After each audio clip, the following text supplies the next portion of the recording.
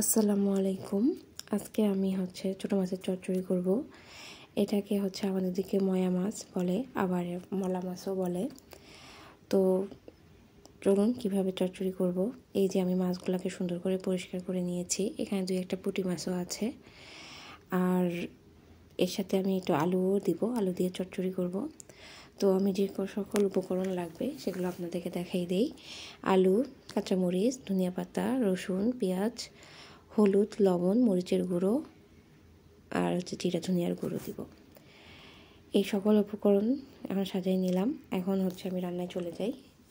প্রথমে একটি প্যান নিব, এর মধ্যে আমি আলুগুলো দিয়ে দিব।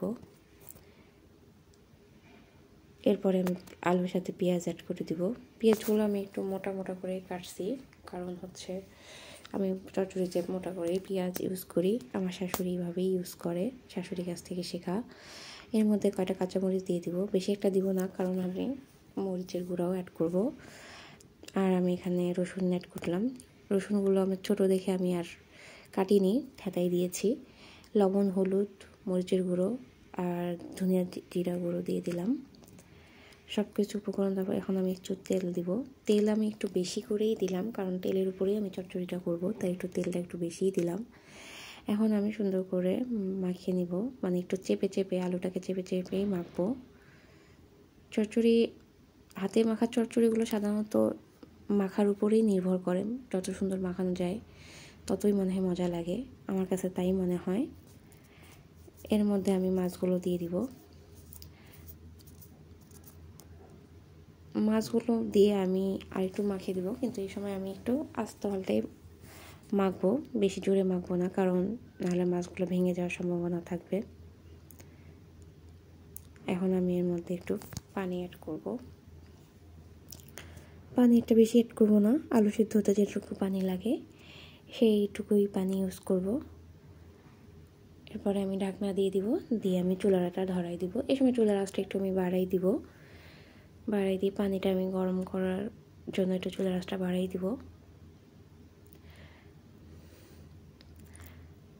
দেখা যাচ্ছে আমার চুলার পানিটা যখন আমার গরম হয়ে আসবে, এই অবস্থায় আমি যে ঢাকনাটা খুলবো, পানিটা আমার অনেকটা গরম হয়ে এসেছে। এখন আমি তরকারিটা নাড়াচাড়া করে দিয়ে আমি ঢাকনাটা আরেকবার লাগাই দিব।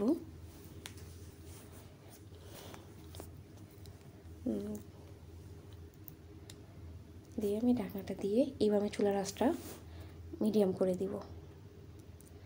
আমার যখন হয়ে আসবে, অনেকটা পানিটা শুকিয়ে গেছে, এই অবস্থা আমি নামাই, একটু নাড়ে দেখাই আপনাদেরকে কীরকম হয়েছে। এই সময় আলু টালু সবই আমার সিদ্ধ হয়ে গেছে। এর মধ্যে আমি একটু ধনিয়া পাতা অ্যাড করব। শীতকালে ধনিয়া পাতা সব কিছুর সাথে খেতে আমার একটু ভালোই লাগে। দেখা যাবে আমি প্রতিটা সবজির সাথে একটু করে ধনিয়া পাতা অ্যাড করি, আমার ধনিয়া পাতা খেতে একটু ভালোই লাগে। এই দিয়ে আমি একটু মাছের চচ্চড়িটা আমি একটু উলট পালট করে নিলাম, দিয়ে আমি ঢাকনাটা দিয়ে দিব। দিয়ে আমি চুলার আঁচটা একদম হালকা করে দিব। এখন আমি এটাকে নামাই দিব। ঢাকনাটা আমি আর ঢাকনা দিব না। এখন আমি মাছটাকে আমি হালকা আঁচের মধ্যে ভাজে নিব। এর মধ্যে আমি একটু ভাজা জিরার গুঁড়ো দিয়ে দিলাম। আমি একটু ভাজাটাকে একটু ছড়াই দিলাম চারিদিকে কড়াই দিয়ে, আমি ঘুরাই ঘুরাই ভাজে নিচ্ছি। এইরকম করে আমার নানিকে ভাজা দেখছি, ওরা মাটির চুলায় রান্না করতো। নানি দেখা যেত যেভাবে কড়াই ঘুরাই ভাজি করে, খেতে মজাই লাগতো। এবার আমি নামাই নেব। এই চচ্চড়ি নামাই নিলাম। আশা করি আমার রান্নাটা আপনাদের কাছে ভালোই লাগবে। ভালো থাকবেন। আল্লাহ হাফেজ।